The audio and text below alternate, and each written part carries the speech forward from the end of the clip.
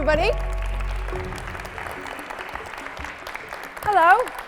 Thank you so much for being here. Hi.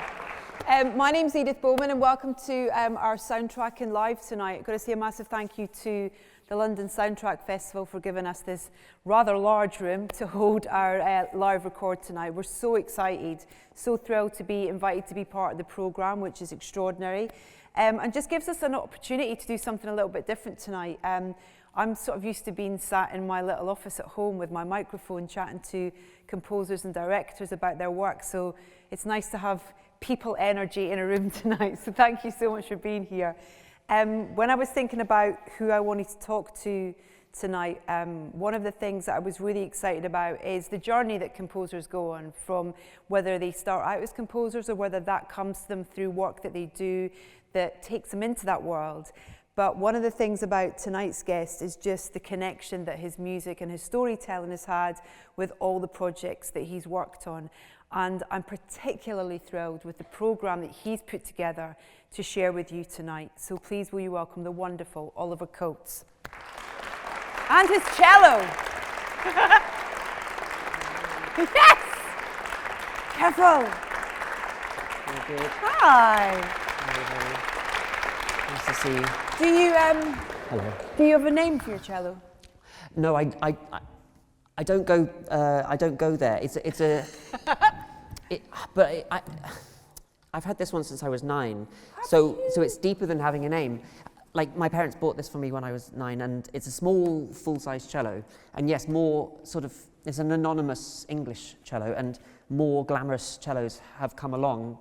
But I've, when I was sort of 20 or something, but I've always let go of them in coming back to this. So no, I don't have a name or a gender assignment or anything. It's really a wooden box with blood, sweat and tears in it, but it's been my faithful friend. And I imagine if you were to kind of like list the things that has been written on that particular cello, it would be numerous things. Well, I don't know. There are some letters scratched at the top, and it almost looks like IKEA, but it can't be. There's an I, an E, and 2 A's, something cryptic. And I know that at one point somebody put a lot of varnish on it. It might have been a lighter, blonder kind of colour at one point, but all I knew... Hiding the grey. Yeah, part of the grain, and who knows really? They're odd creatures. Beautiful things. Beautiful. Yeah, it's old. It's like 1800 or something. Has it always been the cello for you though? That kind of Yes. starting point for creativity and expression, I guess, as well. Yes. I think I decided quite early on that I think I remember being about 9 and already saying I want to be a musician, and my mum saying, "That sounds like a nice life. Like that would be an interesting life." But she also put the caveat in that was like, "But I think it might not be the easiest life, or you might have to work very hard. Mm-hmm. You might have to." She put the thing about working hard in below the bit about what a nice life, and she was completely right. Like, it's an adventure. Did those first thoughts about being a musician, was film composing part of that thought process back then? No. Or was it no? Yeah, I mean, I think film, the universe of film wasn't so much on my radar. Growing up, I was obsessed with music and many different types of music. Soviet music and mid-20th century sort of Russian things, and then sort of old, and then Bach, and then choral music. And so I went through different phases, and then on my own, like electronic music, and kind of, I played in a little punk band without a drummer when I was a kid, and did extended guitar solos. And so there was lots of music, and music was center stage, but it wasn't until like running around this city, being in London, and sort of being more of or sort of like saying yes to everything with the cello, ended up playing on some film sessions and seeing that world through the glass, really. Yeah. Seeing very stressed out composers often doing huge mega projects, like even at Abbey Road and stuff. So I remember doing paying my way really with doing film sessions. So that was quite nice though, because I remember feeling that at 5 p.m. on those sorts of days, you concentrate incredibly hard and you sit in your chair super, super still and silent. You don't even make a creak, and you play every note exactly bang on, written down. But at 5, you go home and you get paid, and you can turn off. Yeah. You really do, like, you're used for your sort of the craft and the expertise, but you're allowed to sort of switch off. You've done your bit. But that all shifted slowly. as soon as you started composing? Yes. I was always composing a bit for myself on the side, like as a kid, and then I got very serious about the cello, so I sort of stopped composing for a period.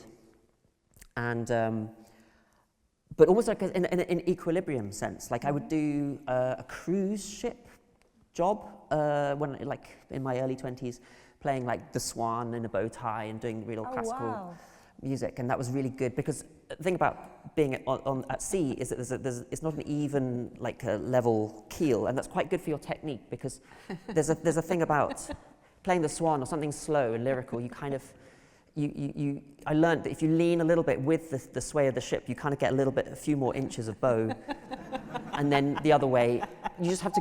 It took me a while to figure out, but there is a sort of equilibrium there. But in my room, in my cabin, I would make weird electronic music on my laptop.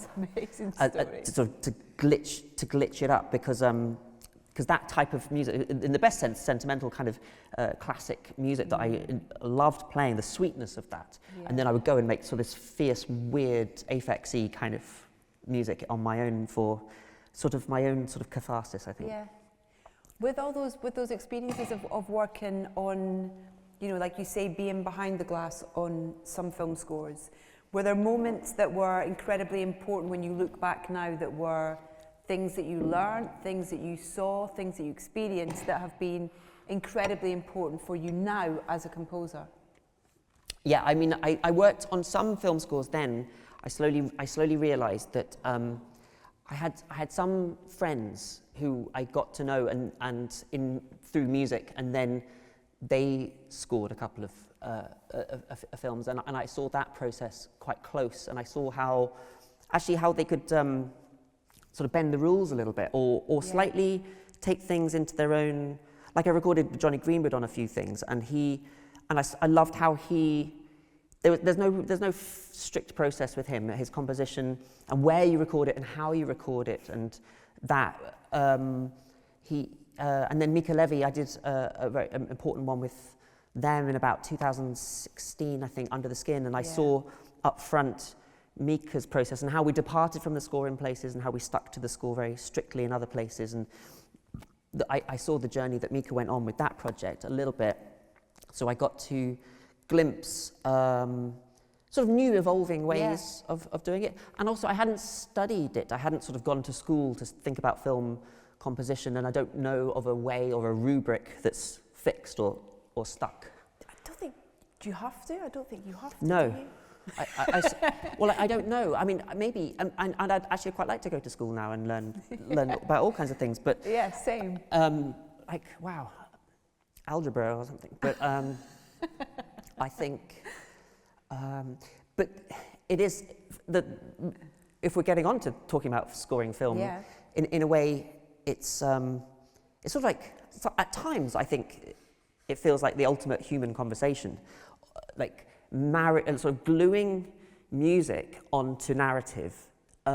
If film and picture is to do with, on this side of the divide, is to do with sort of figurative and ideas, themes, motifs, narratives, characters. On this side of the divide, music is more is abstract, poetic, dreamy, magical, unpredictable, hard to control, hard to pin down. And there's this interface in the middle where the two sides between the sort of the logical and the sort of magical kind of have to talk and have to find a way to agree on things and to stitch things together. So that is the amazing human conversation, and you have to do that with tenderness and sort of like sort of empathy. You have to your understanding of each other. I'm talking about like maybe a director has to level up. You have to sort of, there is no fixed language. You have to intuit things. Feel it. Yeah. What was your first composing job? What started you on who gave you that first opportunity? It's hard to pinpoint sort of, because I did lovely little things with friends of mine who were in the art world making art films. There was one, Lawrence Leck makes these amazing sort of digital artworks that like sort of abandoned video games, and they were telling a story. They were dystopian architectures, and I made scores for two of his things. And then Mariana Simnet, a friend of mine, made an amazing gothic short film, 15 minutes, called The Bird Game. So I did those two. Then I did a TV film called Agatha Christie and the Curse of Ishtar, which I loved doing. That sort of really felt like I was cutting my teeth on that. Yeah. But I think the first one that I can sort of point to was The Stranger in the deepest, darkest COVID times, and that was an Australian crime drama thriller type thing that came along. I didn't expect to be offered it, and it was this brilliant Gemma Burns, who's out there in Melbourne. She's a music supervisor. She was sort of showing my work to Thomas M. Wright, the director of The Stranger. We'll come on to The Stranger, we'll show a couple of bits. And that was very, very deep, beautifully 9 months in COVID of like real sort of gestation of a very serious topic, and a beautifully constructed film, which I'm really proud of. And how did, we're going to start, we've got, Oliver's put together some beautiful scenes from some of the films that he's composed, and we'll talk about all the different layering and the creation things. And we're going to start with Aftersun, and I just wanted to know how that came about. Yes. Charlotte. Yes. Another music supervisor who's a very good friend, Lucy Bright, suggested my name for Aftersun. And when it came in, it just came in very gently as a sort of this little film that's a sort of Paul Mescal's, and it's the soft thing about the recollections of a holiday. And so it was very gentle, and I thought, gosh, I thought it'd be relaxing. I really wanted it. So suddenly, I didn't really know what it was, but I sort of felt. I got an early cut. And loved it, and it was sort of. It felt in all the right ways stubborn and meditative and soft and gentle. And then I met the director, Charlotte Wells. I live in Glasgow now, but I met her in my living room on Zoom. But she is a Scot, so that was good. That she felt. And my pitch to Charlotte, you know, in the sense that I didn't have the job, was I don't think you need a composer. was sort of trying to be honest, because the film's already holding these emotions, shimmering and hovering, and the interplay was clear. And there was a lot of diegetic music, a lot of 90s music, there was a lot of Blur and Chumbawamba and stuff like that. So I think on every project I sort of think, why music? Like, why do you need a score, like a written? Who needs to write music on this thing? And I did say that, and she also said, yeah, I think we're having this meeting to almost discuss that. But she said a very profound thing. What if we needed to address the role of memory? Would composed score have something to do with the theme of memory in the film? Because how else do you can't signpost, this is a memory. How can we slip the audience sort of gently into the idea that this is maybe all a memory that we're watching in real time, but there's some feeling that we're slipping under, and we're evaluating, and somebody maybe is going on a deep dive to sort things out in them. And so she posed that great question, and that's a question you can't answer directly, or there's no clever response to that, except the next day I was working on some other stuff, and the conversation was still ringing on, and I didn't have the gig, but I managed to layer up a few layers of cello and play them backwards and just change the speed of them, change the pitch and the speed of them, and that became, I was like, right, I've got to send that to Charlotte, and that was one without this track that she much later in the process, like 6 months later, decided to put at the end of the film for the credits. So I got really lucky on a sort of quick whim basis of still, so the atmosphere of our conversation carrying through. Yeah, staying with you. I sent it away through Lucy, and I didn't hear for weeks, and I didn't know if I'd got the job for a while.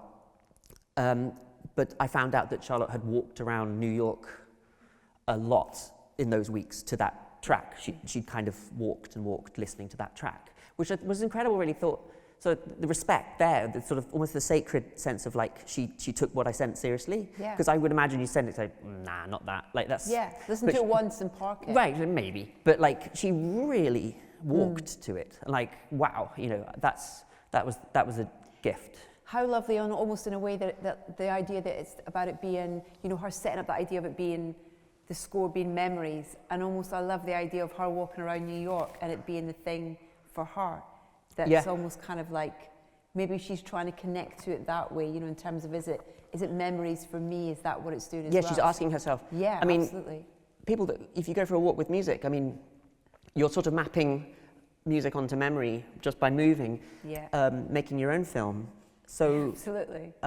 So that I was, you know, that as a collaborator, I was like, she's sort of a dream come true, because she takes what I send seriously, and asks herself, why has he sent this? Sort of.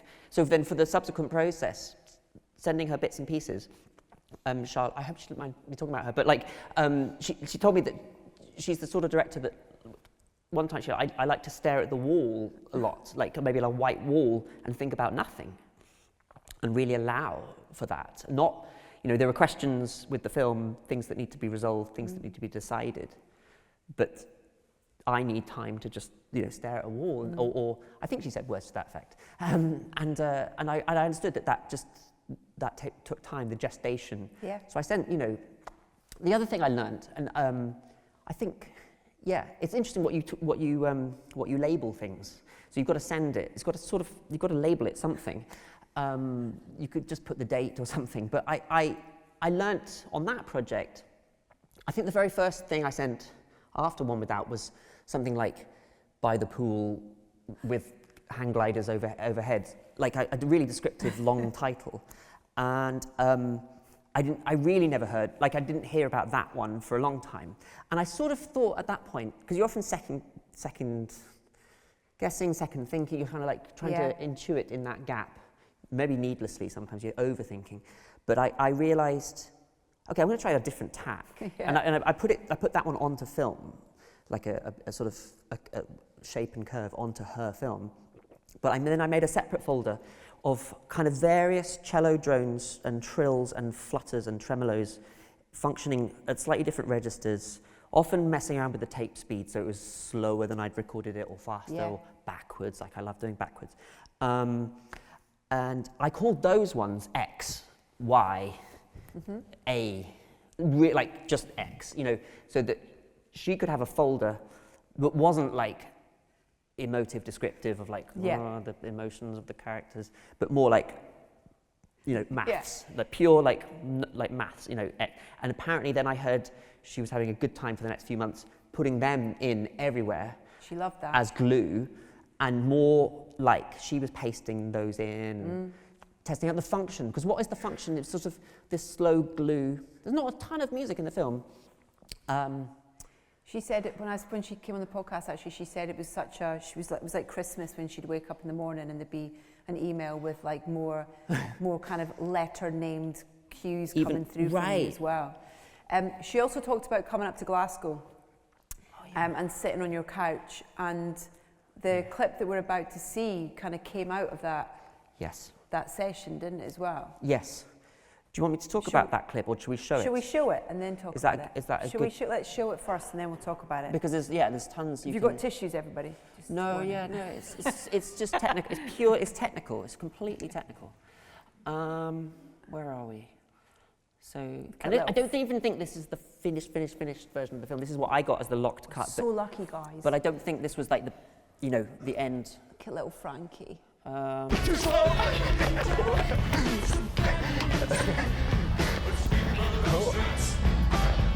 Last night, time for a dance. I don't dance. Sophie. I never ever dance. I'm dancing with or without you. I told you, I love to dance. Dad, stop. This is embarrassing. Tomorrow gets me higher. As you want, people on streets.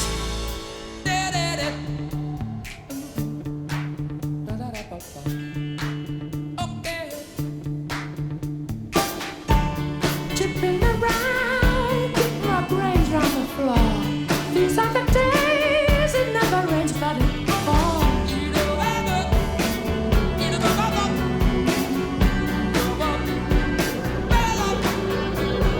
People on the streets.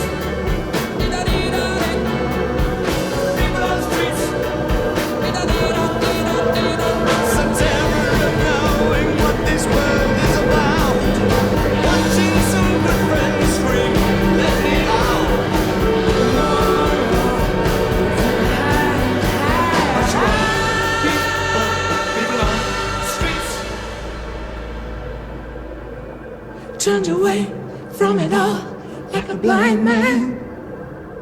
Sat on a fence, but it don't work.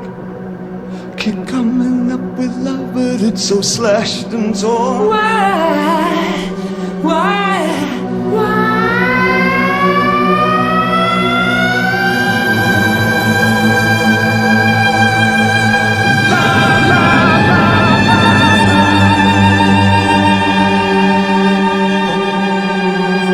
Can we give ourselves one more chance? Why can't we give love that one more chance? Why can't we give love, give love, give love, give love, give love, give love, give love, give love? 'Cause love's such an old-fashioned word, and love dares you to care for the people on the edge of the night, and love dares you to change our way of caring about ourselves. This is our last dance. This is our last dance. This is ourselves.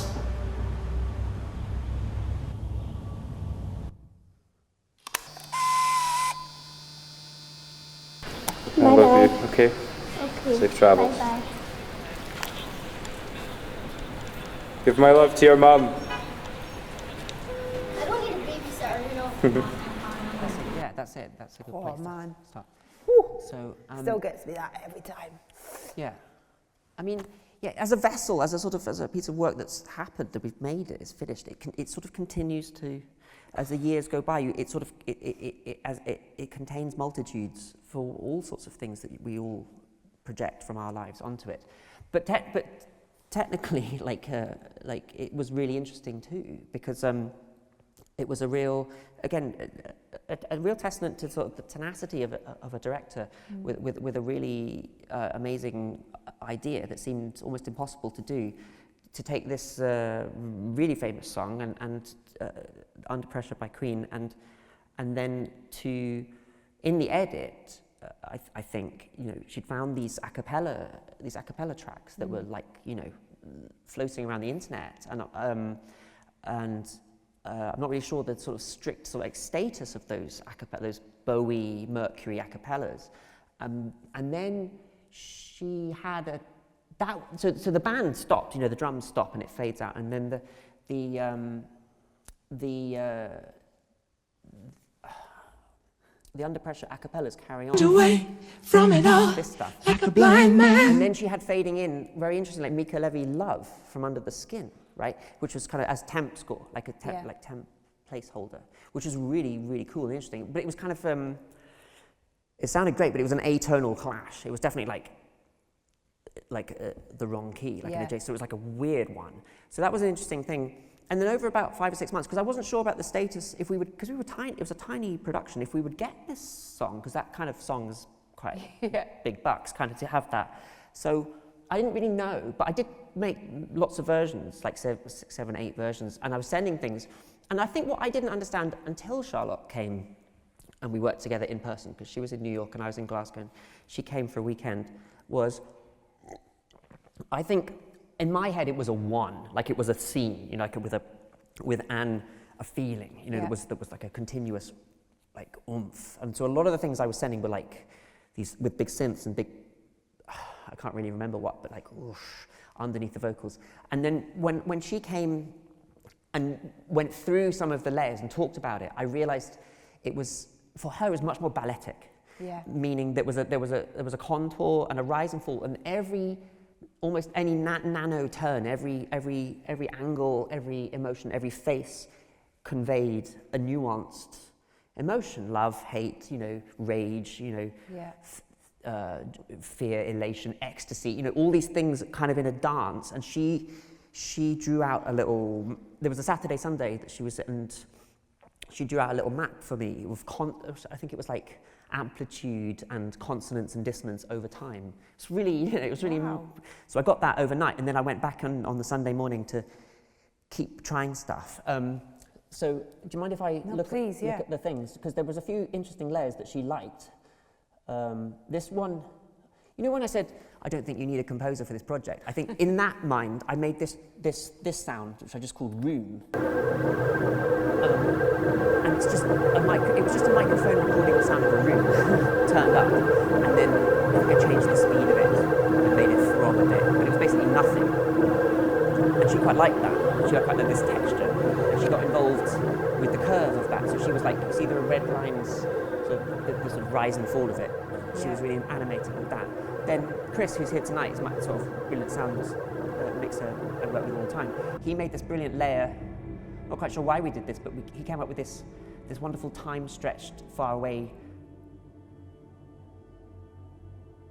of the original. Like reaching for something, isn't yeah, it? he did something with the original and just sort of gorgeous, and she loved that.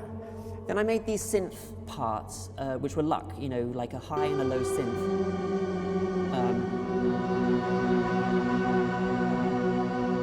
When I was playing along with the Queen track, I was just playing along.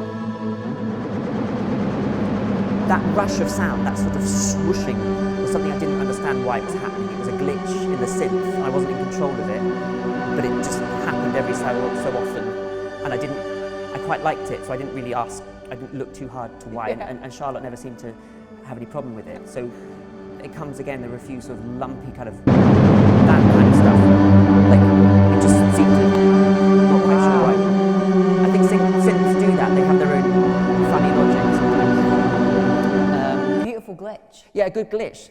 But then we did all this with the electronics, and then Charlotte did look at me at one point, I think, and said, you know, maybe we do need something at the midway point that's kind of quite earnest, like heart on sleeve. And what if you did something more string based? So the basic idea, I just said, well, why don't I just do the Mercury, the glide, you know, the big screaming thing on the cello? And she was like, yeah, that's it. And I one more note. And I think I got carried away and I did a few more. You know, I kept going and it became more. And she was like, no, that going up one and then down again with a, and then down was enough for her. So we sculpted that around, where is that? These orange guys. These orange guys sort of doing that. Oh no, where's the slide? The slide's back here. This thing. I probably recorded it with her sitting, you know. And that matches what he's singing as well, doesn't it? Yeah, it matches that. It was just basically just shadowing. It almost picks up the... I tried to land with him. So as if he was just a sort of dovetail. And that was good. And we ended the Saturday like that, thing like Yeah, we that. give ourselves. And then then she sent the map with the dissonances. And then the other thing I did, really basic, was to double the Bowie thing in just, I'm really interested in sort of playing really lightly. And when you play lightly, you brush all kinds of harmonics in a sort of shadow way the microphone picks up on. Yeah. So I just doubled the Bowie tune. Like how many cellos? I don't know, 8 cellos or something. But light, very light. Just gives a ghostly sort of almost sort of... And with, yes, exactly. A way of caring about ourselves. This is our last dance. This is our last dance. This is ourselves. And there were a few other little things. There was this, throughout the film, I mean, I was just, Paul, Callum, he's sort of doing this. When you see the film lots of times, like I have now, you notice this stuff he's doing with his body, like the gait. There's a Tai Chi element, and he's trying to sort himself out with body stuff, and it has a particular technical kind of function in the film, I think, in terms of the blocking out of light. So Charlotte often talked about light, like film is light and blocking. So I just brought back in this Tai Chi, this fluttering thing. which is speeded up me playing harmonics. Oh, wow. You know, and she seemed to think that was an okay idea in the mix as well. So you have all these things that sort of, and then we were careful with the mix.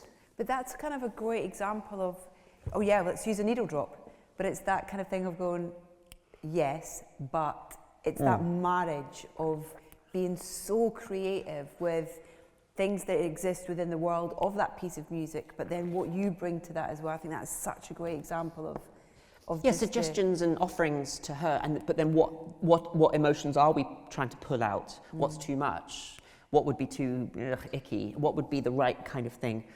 And I'm really happy. And then actually the story finishes that we sent that off after, and then Queen and Bowie said yes straight away for like not the money that you would, you know, like. Yeah. So I imagine. So I think it's a sort of lovely lesson that a kind of quality, you know, like careful, delicate sort of tenacity around believing in quality very much can sometimes win the day. And the success of that film, you know, you're in that bubble of the creation of it with Charlotte and with the other collaborators. The film comes out, it's this huge success, and you know, your part in that is very much part of why people are connecting with it. You know, I'm sat here watching that one scene and bawling my eyes out. It still connects in that way. How did that kind of, you know, in terms of stepping into early stages of stepping into this world as a film composer, for something that you've worked on to have that response, did you take notice of that in terms of going forward into the next project or what you wanted to do next, you know, kind of learning as you go through your new journey as a film composer? Yeah, I mean, when we watched it in France, in Cannes, and I hadn't actually even seen, I didn't know, Charlotte put One Without in the end of the film, and I didn't know if it was going to make the end of the film or not, because it begets a certain kind of feeling, and she was deliberating whether you put that piece of music there, and I was so happy to get there. But actually, with the French audience, it was a very light experience, to be honest. There was a lot of laughter about the relationship between Callum and Sophie. It's like a kind of a beautifully realised, light, almost postcard feeling. There's been a lot of heartbreak and sort of heaviness, but I still feel it as a balletic kind of work of light, and with humour in it. Yes, this end kind of points to some darker elements, but for me as a whole, that film makes me feel good coming out of the cinema, like buoyant, because it's well made, it's well constructed. It's not just like and then as for me in films, I think I was already lucky because there were some other things trickling in that didn't have an awareness of this. None of us knew that Aftersun would be the success. It was a sort of amazing storm, but we didn't know. It was just this delicate little film. Steve McQueen also, we'll come on to a Steve McQueen thing, but he had heard my music in a shop and Shazammed it. and I, yeah, but I never used Shazam, but I have Shazam now because I love Shazam now. But he heard one of my album tracks, sort of noisy sort of drone track in a shop, and he'd been like, what's that? And he thought I could have been sort of in Japan or somewhere, but he found, and we have friends in common, and like he'd worked with Mika before and stuff, so he got my number and phoned me. So he didn't know about Aftersun, and he got me to work on his big documentary about Amsterdam and the Nazis. Yeah. We'll get into that in a second, but it's nice how those kind of connections lead on to things like you worked with Oliver on History of Sound, and Harry worked with Oliver, and then that turned into you working with Harry on Pillion. Yes. Which, who's seen Pillion in the room?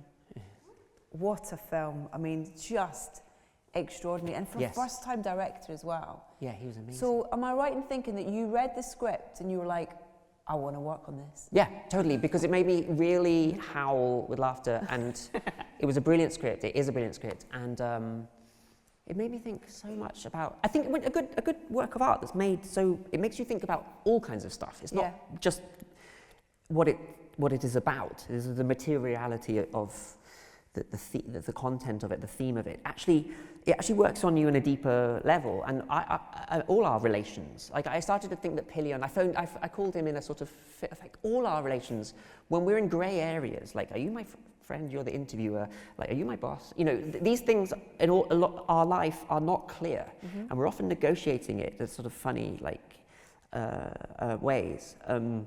but I felt that that film went to an extreme place, almost like a really adventurous place, to say what happens to your happiness if you call it something, like call it Pillion, like give it a name, and the dynamics of this relationship. That's an extreme type of relationship that doesn't get much sort of exposure or coverage, but like it's an example of how like we often get confused. I was sitting on a plane when I was reading the script, and the guy two along from me got himself in a real situation about the snacks, because the steward was coming down with the snacks, and she just stood there politely, like offering it, and he wanted to say, like, what have we got here? And he wanted her to talk it through. Yeah. And she didn't really have much to say about the snacks. And one of them was like, you know those kids rolly kind of fruit things that's kind of like slightly on the healthier, organic. He ended up, he got flustered, and he thought he was, in the pillion of that relationship, he thought he had it. But she didn't give him that, and he could read the thing for himself. And he ended up with the kid snack, and he looked really like, and she went on, and I thought, I was reading the script, and I was like, God, that's Pillion as well. Everything starts to become like negotiating your dynamics with another person. Yeah.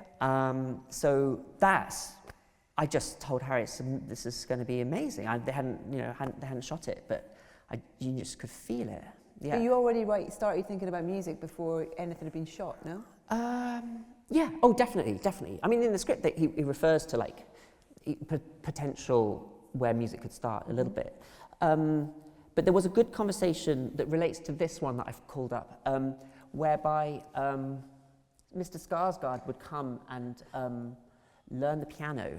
I don't know which one's going pop. I'm so sorry if it's this one. He had no piano experience apparently, but he would have 2 weeks to do some lessons or do some practice or something. Yeah. So Harry said to me, have you got any ideas what could be the piece of music in a different scene, not this scene, that he'll be playing with Colin standing behind him, and what could he learn quickly? And I did think of this Gymnopédie No. 1 by Satie because it's so famous. I'm going to check out if it's this pack. Maybe it's a screw. Sometimes if they're not tight enough, I'm going to screw that. Gymnopédie No. 1 by Satie is such a famous tune, but I thought if he only had 2 weeks on it, there's such a gap between the chords, bum, bum, and then the melody, the audience would go, is that? If you know it, you know it. You already know it, even just with 4 notes. And that would be kind of funny. He's a sort of amateur pianist. He's sort of teaching himself. Maybe he's downloaded some pages off the internet. It's not a lovely piano. It's not it's a electric sort of bog standard kind of thing in the home. But he's like trying to elevate himself, play this thing. And I thought that. And then Harry, I think, must have gone on a dive with Satie. Because Satie's fascinating, the life of Erik Satie. And the Gymnopédies, of which there are 3, and there are Nossians, and there's all kinds of bits and pieces out there. And he also found that, and that's the temp of this scene, that there was a Gary Newman cover, electronic cover of the Gymnopédie No. 1, Gary Newman, I think in the 80s. Absolutely beautiful. So they stitched this scene together. With the Gary Newman. So I'll play a little bit of Gary Newman.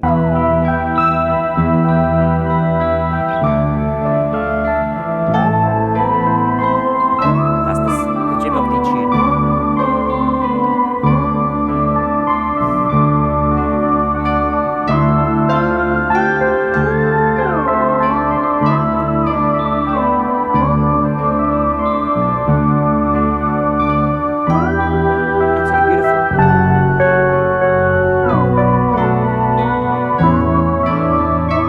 Sort of notable for its bass guitar and the slow slide on the synth being like, woo! Amazing that he'd found, I think I'd heard it somewhere before, but he found that and put it in the edit. So then I lived with that for a while and started making my versions. But I made a video of Harry where I thought, I'll play the tune. I thought I would do like a sort of synth, synthy piano accompaniment that would be like a bit faster, because it's a travelling scene, this one. They're all going off into the forests. But I would play it on the cello.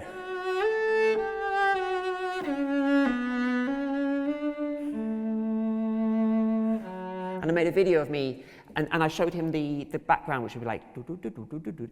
And to be honest, he was right. It's a bit too mournful, like a little bit too melancholic. And so what we ended up with was that in the mix, but we added these other colours too. So it's a little bit like the conversation with Charlotte, how he helped me sort of steer it towards actually a funnier place. Do you want to do it? Yeah, can we? Yeah, go on. Just gonna make Such sure a treat. the motorbikes are not too loud. No, they're not. They're not on. Hang on.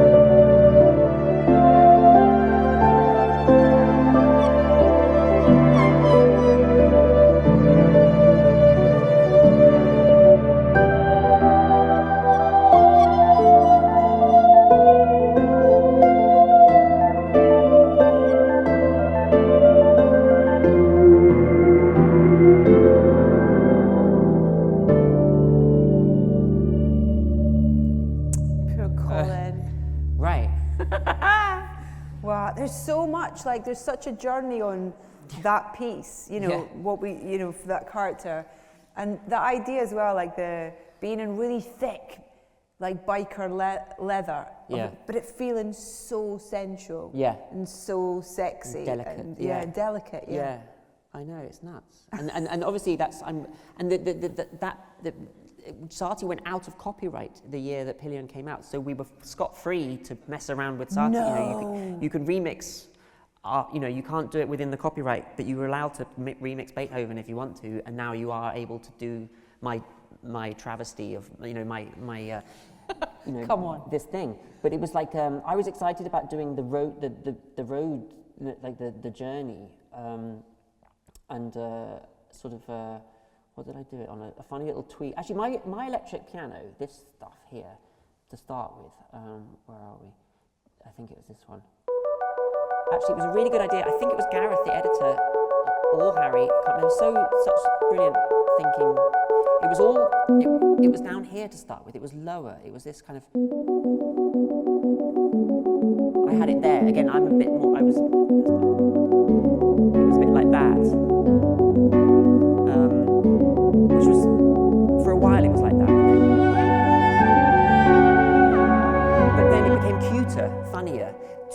less masculine. Less, but I don't know, yeah, some of those things. And the motorbikes could get through. So you see, the motorbikes, unfortunately, are on the wrong channel. They're very loud, the motorbikes coming here now.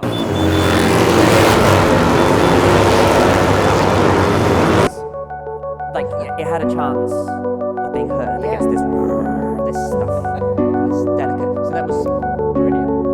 Did you use any of the motorbike sounds as samples? No, I made a lot of motorbike sounds myself with this, because you can kind of With the cello? yeah, because you can kind of like if you kind of you can, and you slow that down and make it lower, you really kind of, there's a lot of folders of me going, and I thought I got carried away with that. So yeah, there's a lot of quasi The motorbike. tone as well, I guess, is that something that you have to consider, you know, in terms of how you, maybe what you write and where you place it, or what you use to write it, Yeah. of tone, because Yeah. Pillion is so funny, but it's also beautiful and tragic and romantic and all those things. It's such a... Again, what's the function? What was the music for in Pillion? I do think that I was always thinking, like, Pillion, you're going to be fine even if I mess this up. Like, Pillion's a great film regardless, I think. So, but they were right about this. I didn't for a while. I was too earnest and sincere. My types of emotions were too, like, in the forest, sacred, Lord of the Rings, kind of beautiful, like sincerely beautiful. Harry was looking for a way, and he was brilliant at articulating it, sort of like bringing it down to earth a bit, like more secular. In the end, sort of music hall rather than concert hall. So some of the Pillion music, I delved into memories of doing amateur summer music making on courses where, you know, you got people singing amateur French song with like an old out of tune piano, but like a lusciousness that's kind of almost a bit funny. It's a bit like Colin's character with the Barbershop quartet. Yeah, and Colin's so musical, and Ray won't let him exhibit his musical talent at home. But Colin is incredible at arranging.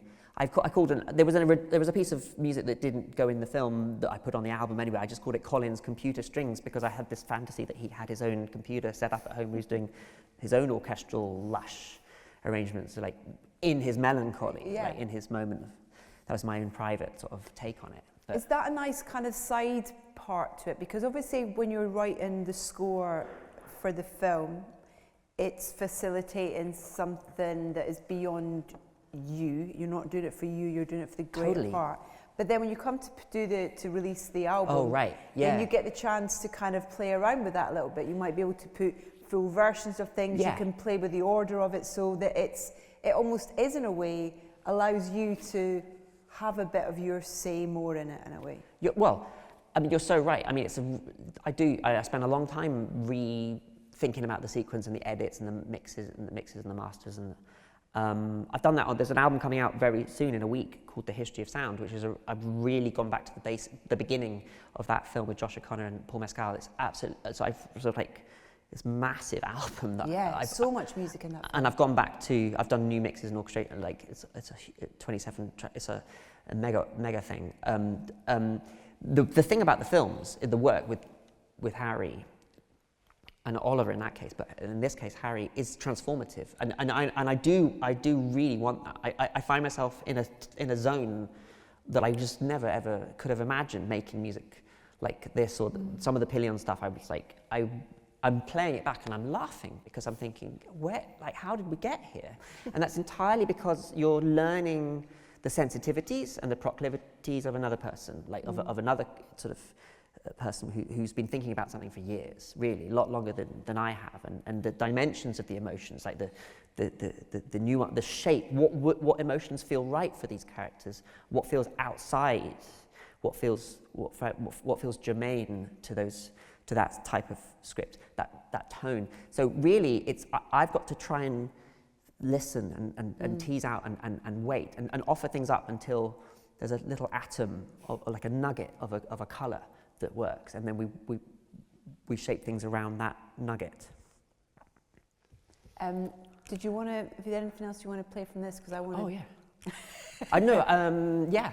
Well, I just thought these Jake Shears... Yes. The synth is really funny, because I've got my sort of cool Blade Runner synth at some point, but then it pivots into in this melody. What's the melody doing? One of these guys is... If you wanted to show us the bums again. Yeah, more bums, but... That's my sort of more... sort of sci-fi synth. But then one of these synths kicks in and is instantly, Harry was really right to sort of point out that the Jake Shears thing, the melancholy of Colin when he gets rejected, he gets replaced, usurped. This is a funnier sound somehow. Sounds like there's a voice in there. You know, the cello stopped. It's the wretchedness of that, you know, being replaced by that. And so it's you know, just little things like that, just to keep the scene kind of evolving and telling the story that it needs to tell. Well, it's the language of it, that what it's kind of leaning into and helping tell, like you say, helping drive the story. But you don't, the interesting thing is you don't know how to tell the story with the music, you just try things until you say, well, that seems to be speaking more to the melancholy of this moment, or this speaks more to the funniness of this moment. And I don't know how to do funny music or cute music or tragic music, and but I can stumble forwards and make some stuff and then see if it's speaking. And prior to both these was this project with Steve McQueen, which was in the middle of COVID. Is that right? The Stranger was. Oh, The Stranger was in COVID, sorry. I could go, Let's do The Stranger. Should Yeah, we do The Stranger? That would be fun. Yeah. And the Steve McQueen anecdote came, the mega work came a little bit after, but The Stranger was like a real lifesaver for me. I was very lucky to have, you know, when the diary empties and you're really gloomy because of COVID, but Thomas M. Wright had this extraordinary story, a true crime story and it was also the first time I started working with Chris, who's done all my score mixing, which has been a really, really good journey for both of us. It's set in Australia. It's about a police operation to catch a guy. It's like an extensive sort of sting operation to convince, to sort of, that's Sean Harris. And yeah, and I think it is a bit dark, but we'll figure that out. It's always terrifying. Well, it's just because I'm working from my locked cuts, but I don't have the finished, in my software, I don't have the finished colorized thing. But the weight of this project was very heavy because it's a well-known case in Australia, a sort of tabloid case, and Thomas was so sensitive not to exploit any of the material. He wanted to make it very much about the mental health and the extraordinariness of the police operation. There's no violence in this film. It's a zero violence film, which I love. You have the feeling of the crimes this man has committed, and the impact it has on people's lives as a story of empathy. And you know, like, the wicked things have happened, but you don't ever see them and they're not really alluded to. Mm-hmm. And that's extraordinary. There's so much in the police procedural that races past you like a dream in this film. You sort of taken to another place, and when the last 15 minutes, he restrains and he restrains and he restrains, and then the last 15 minutes, like the tides. There's a literal flood that they have to explore because of the theme of searching for this body. The plains have been flooded. But the music suddenly pours out for the last 15 minutes of this film. Because there's very little music in the start of the film. Like it's dry. It's really, and it's such an interesting choice a considered choice by the director. Oh, it was brilliant because it's a serious sort of realist kind of film, not a fantasy, but you do need a little bit, as the film goes on, more and more wetness to slip the audience into a state of like suspension of disbelief, where you kind of give permission to go on the journey with that film. So it's not just dry and procedural, but the emotions are starting to build. And then in the last 15, it's really sledgehammer. Like this was the one I saw this in Cannes as well, and I was really like had a really deep effect. Yeah. I would recommend it with subtitles, actually, because they got big beards. Which the director Yes. adopted as well. It's like doing method director by like He had a big embracing beard the as big well. beards as everyone else. But there were long conversations on the phone from Australia, just through and I was in London, and I did most of it in my kitchen. And we had the 2-year-old in the one-bed flat, and we were going crazy. Oh, man. The parks were closed. And it's extraordinary to think when we see this clip that you wrote this without seeing a single frame. Oh yeah, well, because we were chatting and I had the script and he hadn't shot the film yet, I just made lots of stuff for him, and just based on the conversation and the feelings, and he really wonderfully found some spots in the film. He just put them in, and that was it. And I don't know if he edited to them or the edit was existing and then he laid it out, but I know I didn't compose to picture. A lot of the music tonight, I didn't compose to picture. Sort of, it's a funny one because I tend to think, who am I to sort of decide the specificities of a vertical, of a lineup? That's very much down to the taste, and we have to agree on why something would line up. So I don't make any presumptions on that. You build the grammar each time. Yeah. On each film, you sort of build a new raison d'etre for the relationship. Well, the relationship that the music has to this particular scene is extraordinary, and how it's kind of the cues that it fits in with different moments in the film. Yes. Well, I've got 2 little bits here. Which one to play? Should I play them both? Yeah.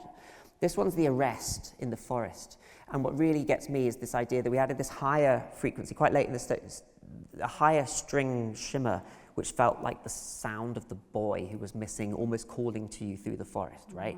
And that was unbearable. But that we kind of went there, and so we've been waiting for a long time to get Henry, and this is finally the moment where he realizes that he's trapped.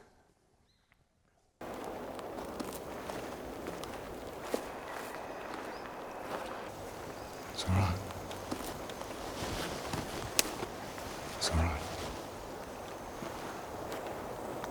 Hold it there! Hold it there! Stay where you are, mate! Just stay where you are!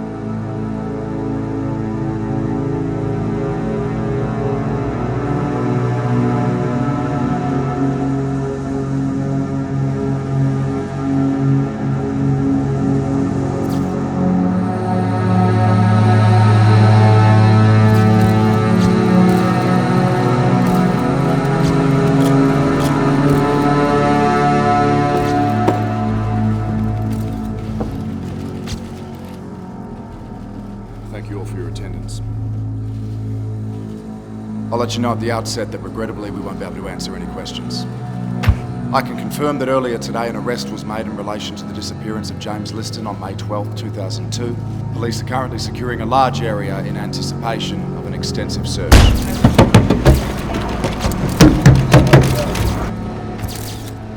The search area itself is located in the Queensland floodplain, and the issue that we are facing is that flooding over the past 8 years may have removed any remaining evidence.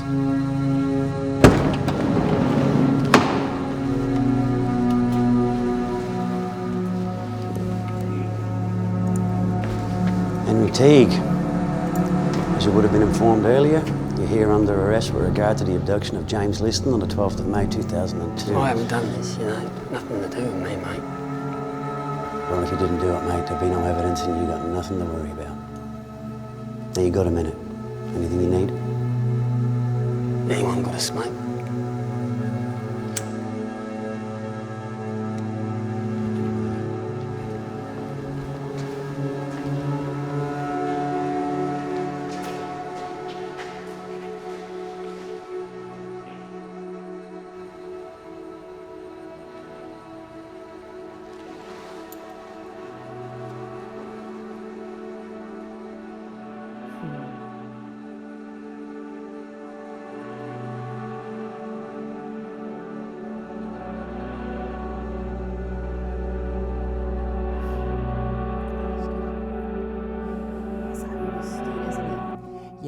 against the. So that was that was thematic because it's all about the silhouette of the man standing at the bus stop. So he just proved it. And I'll just show this other one, which is a. Do you think Sean Harris will ever do a rom-com? He's incredible. Yeah. He's so brilliant, but he's just always so terrifying. And this is now. Sorry to do this, but this is the one where we actually where we find. There was one note, and a hand goes up. There was one note in the score that Thomas, the director, identified as being the right synergy between what he had shot and that's this little bit here, and Joel Edgerton. It's only a minute.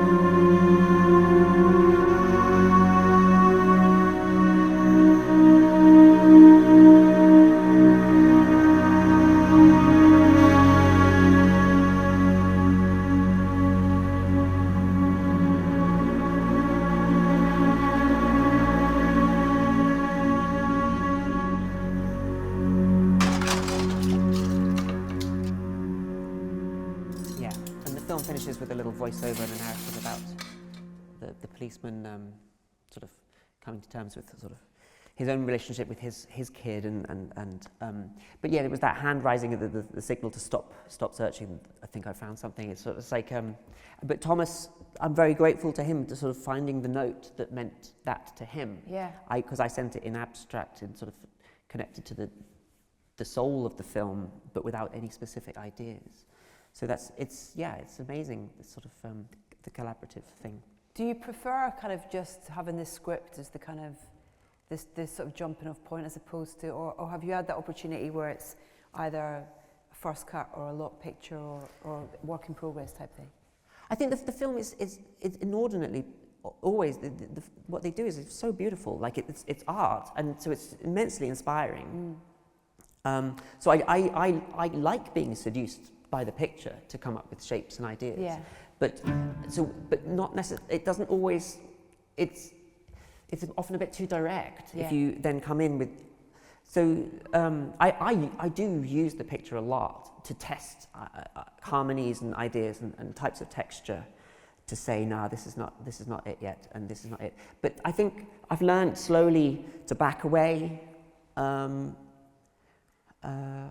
Actually to go back to what I did with Charlotte. Actually, I've learned you get more invested in composing to picture, and then I've learned more recently to sort of pull back a little bit and let some ideas float for a while and see if they're on their side, on their end, on the edit side, if they want to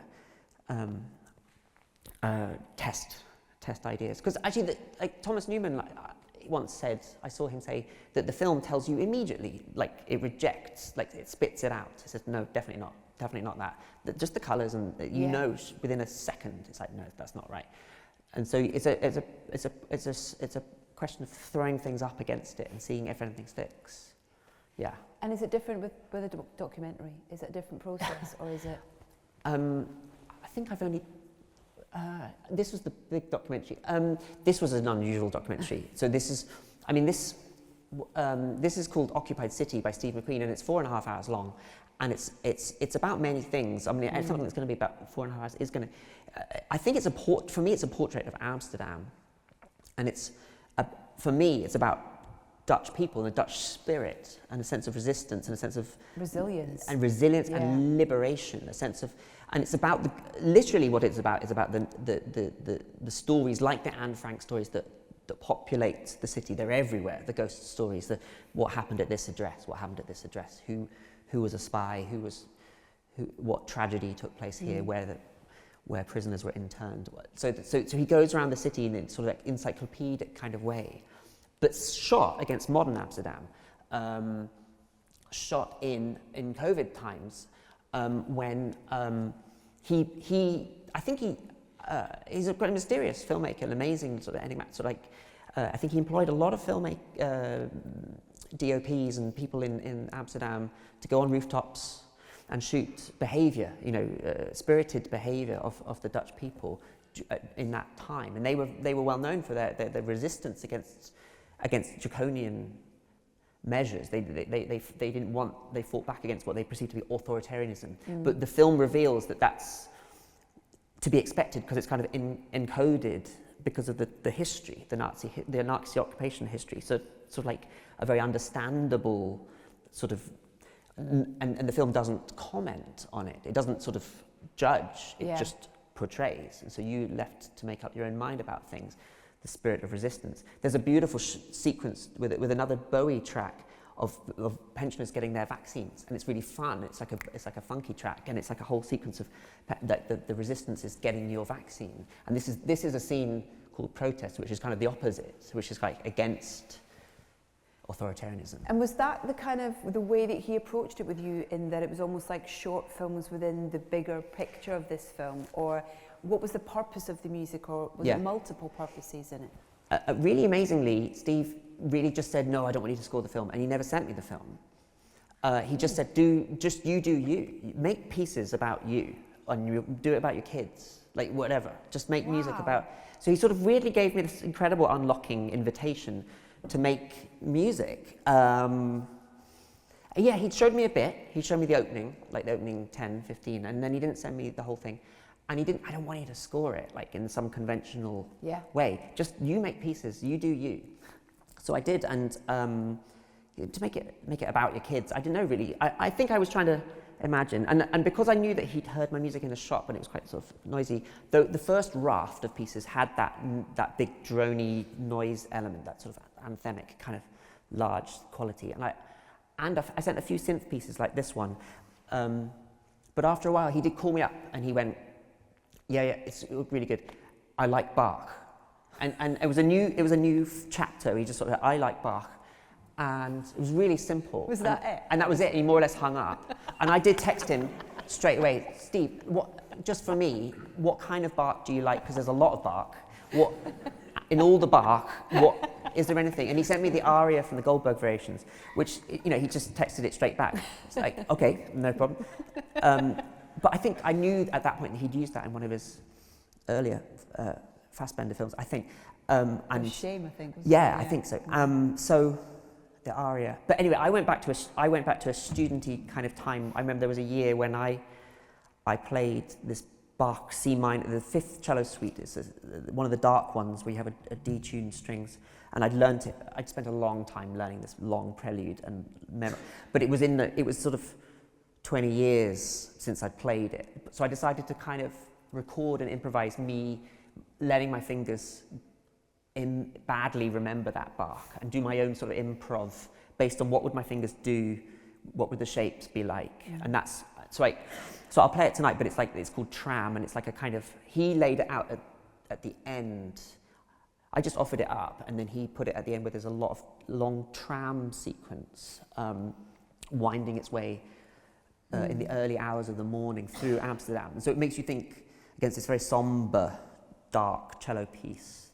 It makes you think of all kinds of things with journeying and train tracks, and so that was profound. And this one I just wanted to, if we have time. Yeah, of course. This is riot scenes earlier in the film, and yeah. And this is in Amsterdam, and people who are protesting about lockdown. being locked down. Yeah.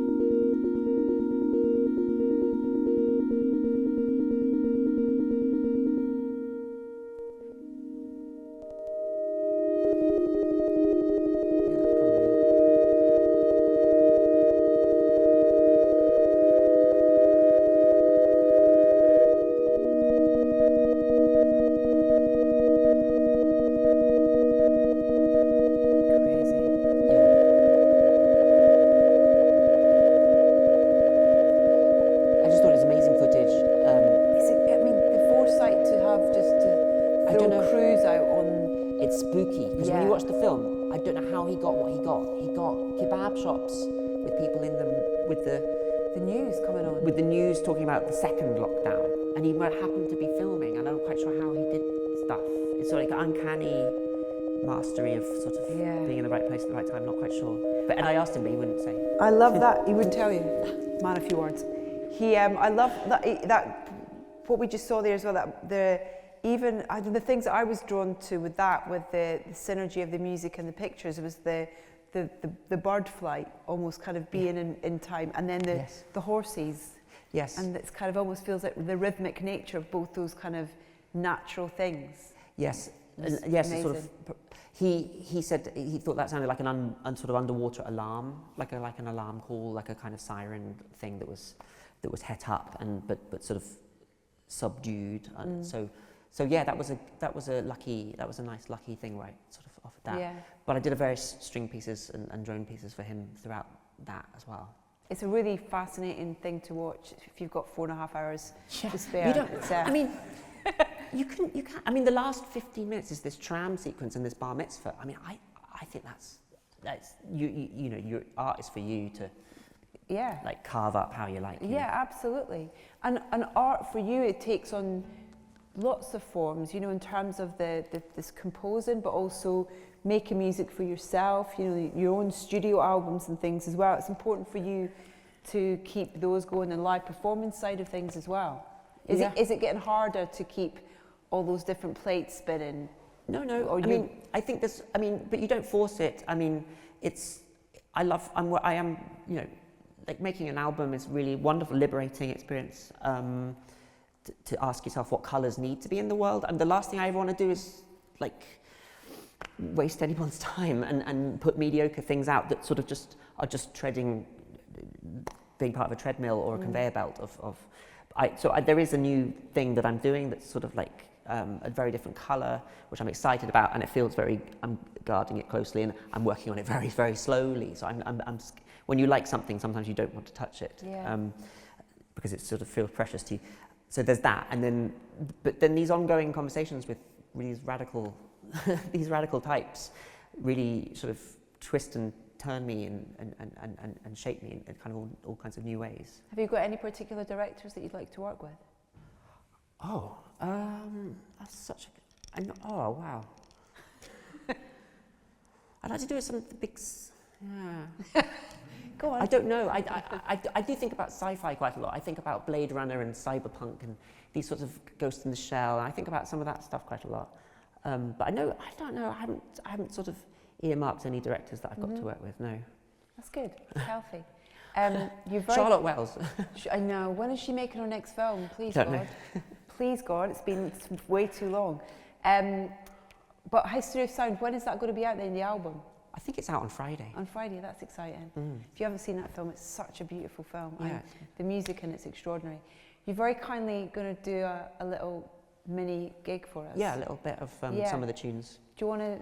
Should I just leave you to it and you can introduce stuff, or yeah, that sounds good to me. But I'll leave you to it. I'll pop back on to say goodbye. But thank you for all the questions. Jets. Thank you.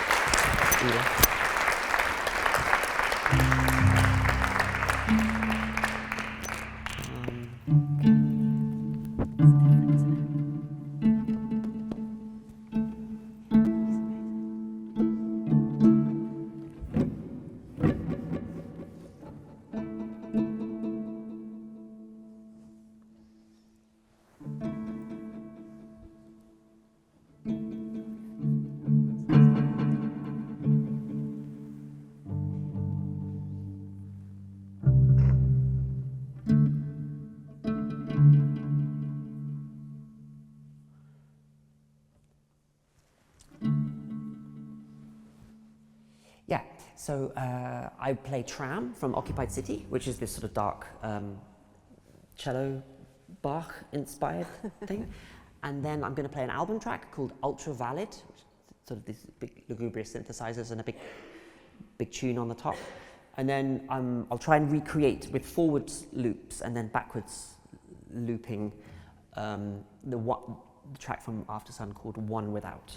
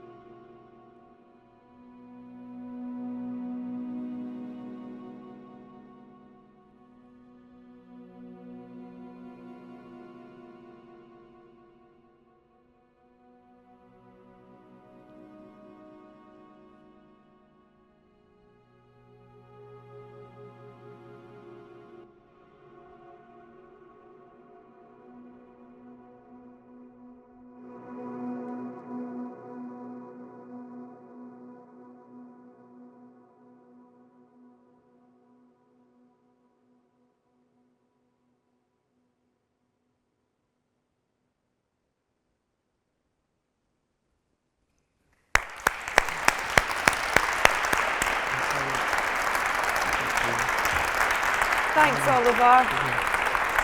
Oh my God, that was amazing. What an absolute treat. Wasn't that wonderful? Thank you so much. Thank you so much. Thank you to Chris. Thank you so much for coming, ladies and gents. Thanks to London Soundtrack Festival for giving us this opportunity, our first event celebrating our 10th anniversary of soundtracking this year. And we can't wait to share this recording tonight with you all as an episode as well. And I so appreciate your time and just your commitment to tonight. Thank you so much. It's wonderful. Oliver Coates, everybody. Great to see you. Thank you. Thanks so much. Have a safe journey home, everybody. Thank you so much. Thank you. Thanks, guys. Enjoy the rest of London Soundtrack Festival if you're going to any other events, because there's an amazing programme as well. Thank you very much. Take care, everybody. Thanks a lot.